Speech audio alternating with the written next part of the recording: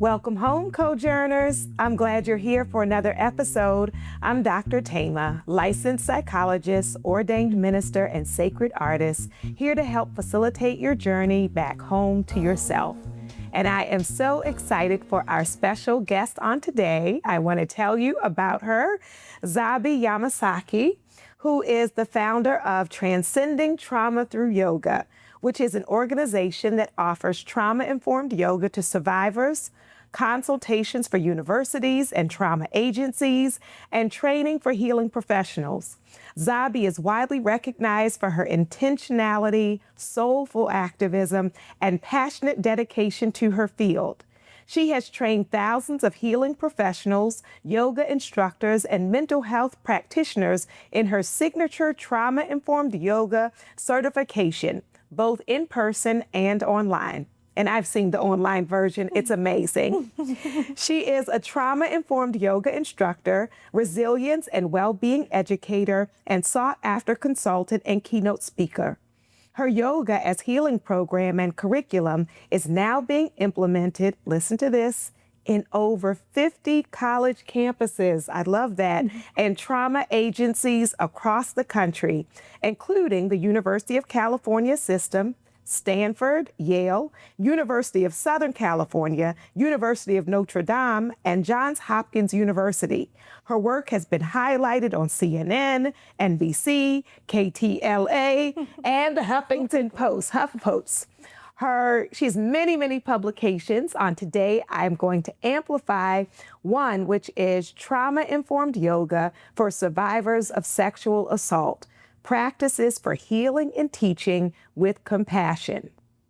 Thank you so much for being here. Thank you, Dr. Thema. I'm already getting emotional. What does this say about of where we are headed? Yeah. I want to share with you, I read the official bio, but this is really a dear sister friend. Not only do we have somatic healing, which is body healing in common, embodiment work in common, but we are also both sexual trauma survivors who talk openly about our survival and our healing. Not only the pain of it, but the victory and triumph on the other side. Absolutely. And so I just so appreciate you and thank you so much for being with us on today. How's your body? Oh my goodness, Dr. Thema. My body feels warm and excited and just deeply honored to be in your presence. You are one of my biggest inspirations in this field, as you know, and it just feels like the biggest honor to be here with you and to unpack this journey together. Thank you. Thank you so much. Well, the admiration and inspiration is mutual. I really appreciate the way you show up in life with authenticity. And so as we think about being authentic and being in our bodies as we consider homecoming, you all know we like to start with a poem. And so this is going to be an excerpt from a piece called Embodiment. And it is by Ethereal Faye. Turning from a bright red to a soft pink, quiet and pulsating, I do not have to speak. My voice feels like cool water. As I cultivate my color, I am drawn to green. The color of nature is an ally to the unseen, helping me ground as I tap into my power, helping me to feel, to stand upright. We do not cower. Wow. Grounding authenticity into this body, emanating softness, radiating beautiful beauty. We are beautiful. Beautifully we. I have waited eternally, it feels like, for the opportunity to just be. No performance for others, just living free. Embodying my true essence and relaxing into transparency. We embrace vulnerability. As I restore into my authentic self, no longer marred by conditioning, I am in control of my reasoning. cleaning out my subconscious so I may be more conscious of my actions. I aspire to make intentional actions and to show up as an authentic me. And I'll add an authentic we. Oh, Wow. isn't that beautiful? So beautiful. That transition, the red, the pink, being connected to the green, grounded to the earth, and not having to perform. And I think for all people, and especially for women, our relationship with our bodies is often about performing or presenting. And so to be able to shed all of that conditioning and come home to ourselves. So I'm so excited to unpack and explore your journey of your own homecoming. And we think about the things that disconnect us from ourselves. And one of those things that disconnect us, you all, is sexual assault, whether that is molestation, sexual assault at any age, whether the offender is known to you or not known to you. There is a way in which we are affected that can make our own bodies not feel like home. And so as you make that journey back to yourself, not leaving out your body. And so as we embark on this, I'm going to invite everyone to take breath with us, inhaling in through the nose and exhaling out through the mouth. And as we consider homecoming, I'll start with the disconnection. Can you talk about the impact that sexual violence had on you in terms of being at home or disconnected from yourself? Absolutely, Dr. Thema. I think, in many ways, my experience as a survivor of sexual assault disconnected me from myself because of the way that it sort of shaped my journey living in survival mode for so many years. And I think, for many years, it was hard for me to tell the difference between safety and danger. And when you live in that sort of prolonged state of hypervigilance, it can really cloud your relationship with rest. And so for me, during that period of disconnection, rest never actually felt restorative. It felt more like collapse.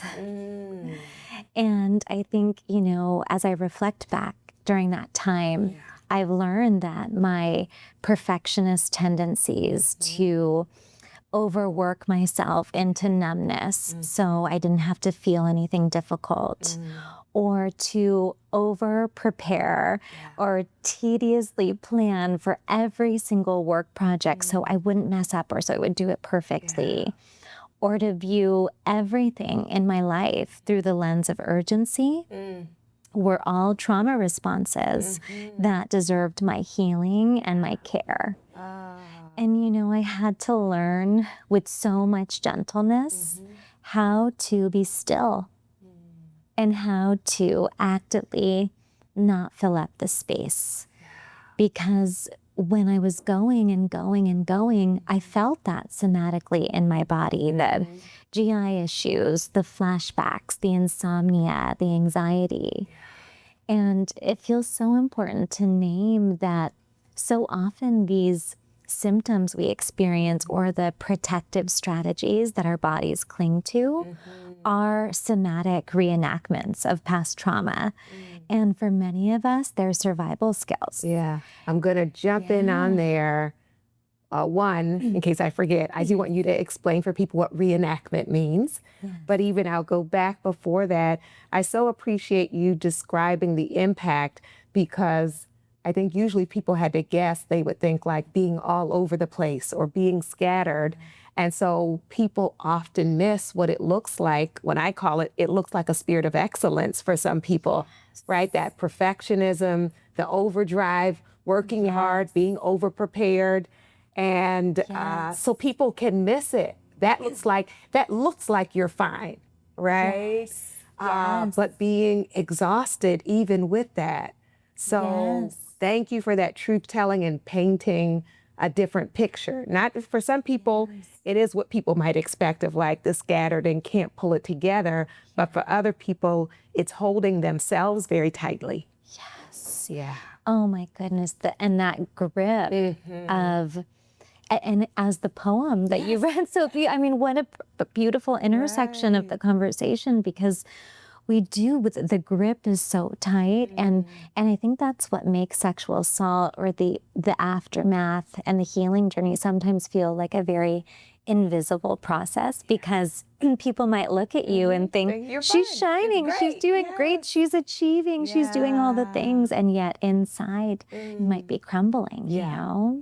Just barely holding it together. Barely holding it together, and really could benefit from support. But when people see you shining, they don't lean in to support you. They're like, you're the strong one. Exactly. And so what was the reenactment part for those who aren't used to the terminology? Yes, of course. It's sort of, you know, when you think about the physiology of when we experience a trigger, for example, if a survivor is undergoing a flashback or a nightmare, or maybe a yoga teacher places their hands on them without their permission, they can suddenly be placed right back in that experience of trauma as if it's happening in that moment. And so these little moments, these little triggers that we experience can put us right back in that experience as if it's happening in that moment. And so important to keep in mind, not only for the survivor, but for their loved ones.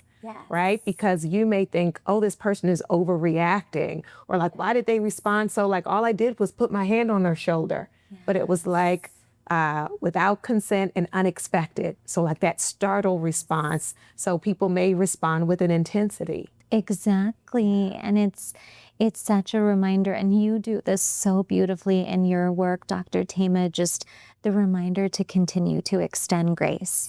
You know, I think when I can view, when my lens is always through this trauma-informed framework, it allows me to not be as reactive when I'm responding to how someone might be showing up in the world. You know, it allows me to step back and continue to extend that grace for somebody's experience and what they might be holding and carrying. Absolutely. And that reminder of we're not identical. So sometimes we treat each other the way we want to be treated, which may not be the way other people want to be treated. You know, as you gave that example, I thought about, I directed a dance group in South Los Angeles, and there was a woman who very much knew herself to be a survivor and had said, you know, I don't like hugs and I don't like touch, because sometimes we would end like with a closing circle, and she named that she didn't like that, which I thought was excellent. There was a woman in the group who like made a beeline to her and said, you're gonna get this hug, and start trying to hug this woman, thinking like that somehow this forced hug is gonna be loving, when she has said to you, that's not how she experiences it, right? So we have to be really extending grace and also awareness to step outside of ourselves to see the other person. Absolutely. We're not having uniform experiences. What works for one person's nervous system isn't going to be the same for another. So absolutely. And so thinking about our various identities, can you talk about how your culture or gender or generation or religion or spirituality affected you in terms of both the violation and your healing process? Yeah, actually, you know, I was thinking about this, and I'm a proud daughter of immigrants. I'm South Asian, and I grew up with a very strong Muslim faith. And I will say that the intersection of my religion and my racial and ethnic background didn't always lend itself to open conversations about relationships or sex, or certainly not sexual assault. And so it feels really wild to admit this now, but I didn't actually share with my parents what I had been through until only a few years ago. And my experience with sexual trauma was back in 2007. And I was in the process of writing my first book, Trauma-Informed Yoga for Survivors, and CNN had reached out to do a feature on my work. And I'm like, I guess I should probably tell my parents. before it comes on TV. I think if I'm going to go on Yes, and CNN, it buys me time. I love it. You know, and I laugh about it now because I think in their hearts they knew, but it needed to come through. And do you think they knew because of the work you were doing, or they had picked up distress, or how do you think they knew? I think a little bit of both. I mean, they knew my passion for this work, and I also think, Dr. Thema, that's the thing about passion is. It can't be contained. You know, sometimes it becomes bigger than you when you find your calling or in a specific niche. And I had found my voice and I had found my light, and it needed to be shared. And when I did share with my parents, they were so beautiful and loving and affirming. And I was blessed to have that experience, because I know that's not always the case with every survivor. And I needed that chapter in my healing journey. You know, I needed that piece of closure to be able to have that disclosure with my parents and have it be such a reparative experience. Beautiful. And this is another similarity we're discovering. So as both African American and my parents are in ministry, my dad was a pastor, he's retired. I also didn't tell them for years. And what actually prompted me I had gotten help and told friends and gone to therapy, all those things. But what prompted me to finally tell them, it happened in Baltimore, where I grew up. I was no longer in Baltimore, so I thought like I wouldn't have to deal with the person. But I was going back to Baltimore, of all things, for my wedding. And I was like, I cannot have him show up to my wedding. Like, just knowing it will ruin it. And so I told them, again, like you're saying, these years later, and we were similarly blessed. They were so supportive, so responsive. And I'll just pause there to tell those who are listening, you never know when a family member or a friend has experienced violation. And so trying to make yourself a safe space so that people can tell. Instead of, some people respond online like, well, if it's true, why'd you take so long? But there are all those layers that can keep us silent and just hoping that it will go away or trying not to think about it. But what a gift when your truth telling is met with love and with care. Truly. So in addition to your family support, what role did yoga and the body embodiment have in your healing journey? Oh my goodness, it feels like such a big question. Yes. You know, You're like, given it's this my my whole whole career. It's a whole lecture. Yes. But You won't have to read the book. You're giving us just a piece. Yes. I would say that yoga helped me rekindle my light. It helped me uncover that light that had been covered up for so long because of the multiple experiences of trauma that I've had. And, you know, I think in many ways it gave me this form of self-expression that allowed me to move beyond trying to find the words to articulate what I was feeling. And it helped me find my voice as a woman of color, despite all the ways trauma makes it easy to feel small. And I think in many ways, it also helped me redefine what success looks like for me, because it allowed me to remember that me, just as I am, without all the achieving, without all the doing, that I'm enough.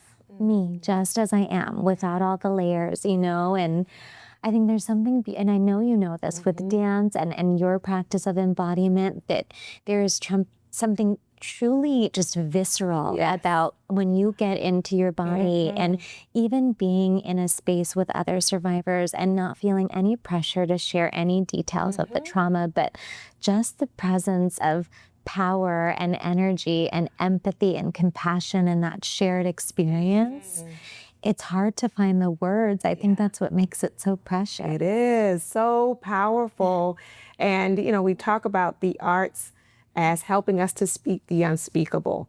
And sometimes it's unspeakable because of like these social cultural conditions, but sometimes it's unspeakable because words don't do it justice.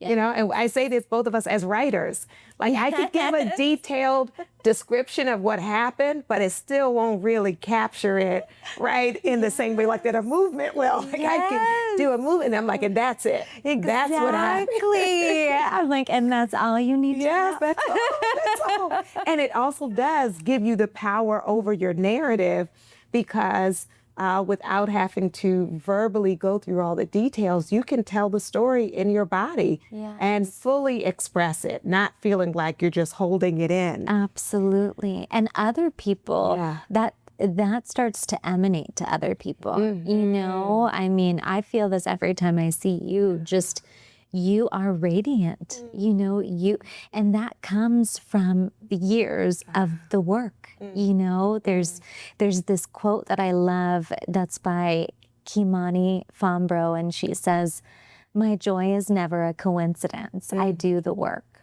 I love that. And it gives me those words just thinking about it. I do the work. Joy is truly a practice. Yes, and cultivating that for ourselves, choosing it instead of waiting for someone to give it to us. Absolutely. And one of the beautiful things with your work is then you did, I call it the Sankofa, the reach back to help other people in their healing process. And so as both an activist and a yoga teacher, what role has that played in your healing? Yes. I would say that the activism has been everything. I think that I've never been someone who colored inside the lines or I have never done things in a traditional way. And I think that's probably because my heart and my spirit has felt too expansive to fit within the traditional modes of doing things. And so I had a humble beginning as a traveling yogi. You know, I would have 12 yoga mats in the back of my car, and I would drive from Rape Crisis Center to trauma agency to university to lead my 8-week yoga as healing program for survivors. And I quickly realized that wasn't a sustainable way to do it. I needed to train other people to share their gifts. And so I started leading these trauma-informed yoga certification trainings. And I remember in 2016, Janet Napolitano, who was president of the UC system at the time, she gave me 10 minutes on her task force meeting to end sexual violence on campus to explain why this modality should be implemented at every UC campus. No pressure. 10 minutes, girl. I'm like, I can do it. You were over-prepared. I was over-prepared. You know I was over-prepared. Sometimes those trauma responses come in handy. Works. But it went well, and it led to the implementation now at over 50 campuses. And I would just say that, you know, it's been an incredible journey of allowing myself to trust in my voice. You know, we work in a field that's primarily dominated by white male researchers, and it's such a process of trust and knowing that the way that we do the work is different from how someone else is going to do the work. And we bring our own soulful and intersectional lens, and that there's space for all of us. Yes. And so the activism has been truly healing, just being with other survivors, and just the movement has become so much bigger than me now. Oh, that is so wonderful. And I love your statement of there's room for all of us, because sometimes people, when we say like we need to make room for the various ways we heal, people will interpret that as like I'm being silenced, or I'm being kicked out, or I'm not being appreciated. It's like, no, there's room for your modality and people who will love it. And there are more ways to heal, and we need to create space for that. Absolutely. So even as you affirmed me in radiance, I have to say you are radiant. And I'm so appreciative of that. I wonder if talk therapy or other strategies were helpful to you as well. Yes. You know, I would say I have tried many therapists over the years. Wasn't it? It wasn't it for me. And not to say, I still feel like that person is out there. I haven't given up on talk therapy. I haven't quite found the right fit for me. Which is an important one. The fit makes a difference. The fit is everything. And what I would say what's been particularly healing for me is community. You know, my girlfriends, I say, are also my soulmates. And they are the ones who show up for you when you're grieving, you know, and you're not shiny and bright, or you can't get out of bed. They're coming to drop off food or take you on a walk and bring you a cup of coffee or watch your children or just provide that sort of practical aid and tangible support. And that's what has gotten me through that sisterhood of just being seen and held. And sometimes, you know, that's what you need in life. You need the practical support of others who can pull you, you know, who can sit with you in the dark and help you find your light again. And that's been a theme throughout my life, for sure. I love it. I love it. And I definitely echo that. The sisterhood circle, the friendships that show up for you in real life. In South Africa, in Zulu, there's a greeting, Sawubona, which means I see you. Right? So we think about like, who sees the fullness of me, right? Not just the presentation, but like the layers. We're complicated. And it's a beautiful thing. Layers. But like for people who really see it and get that, oh, that's really lovely. Well, I know that healing is not linear. It's an ongoing process. So what would you say is something you continue to work on, or that you continue to work on?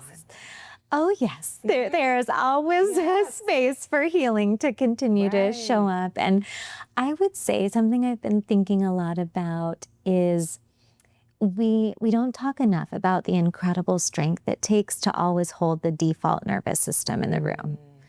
And what I mean when I say this is the pressure to always be resourced or regulated or resilient in order to show up and hold space for others. And whether that be in parenting or caregiving, in your role as a healer or a therapist, or just the daily act of showing up as you simultaneously tend to your own wounds. Something I'm working on is not being the one to be in charge or take the lead or volunteer. It's like I'm trying to get more comfortable with letting balls drop.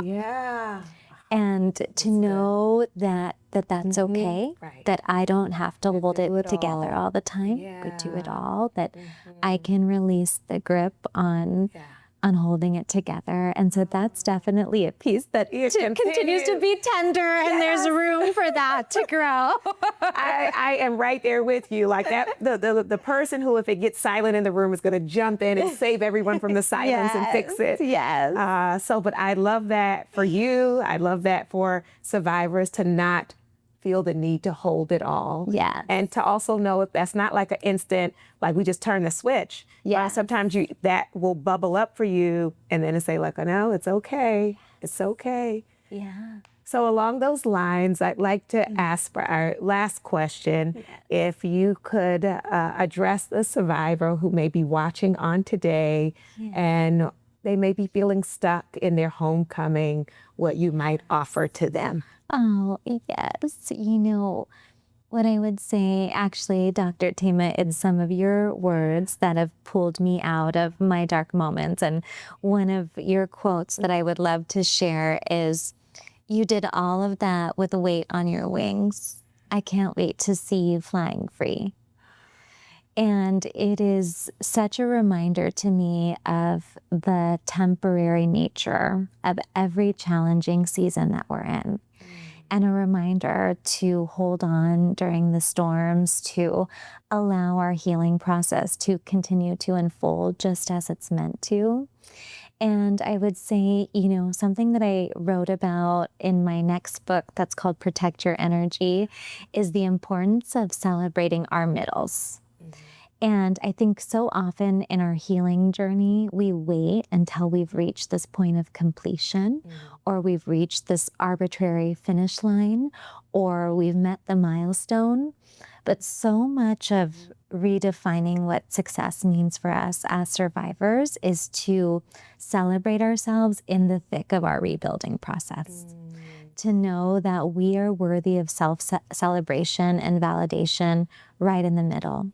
And so that's what I would offer, is to know, again, that healing is not linear, but that you deserve those moments of self-celebration just for getting out of bed, for doing the hard things, for moving forward when you think you couldn't. You know, all of those things matter. And one day when that weight is lifted and you feel that freedom in your body, you're going to feel it in such a palpable way, and it's coming. And to not give up on yourself. It's coming. It's coming. I love that. Thank you so much. It's your words that ground all of it. Oh, I love that. Well, you all, I invite your soul, and I invite your soul to tell your heart, mind, body, and spirit, welcome home.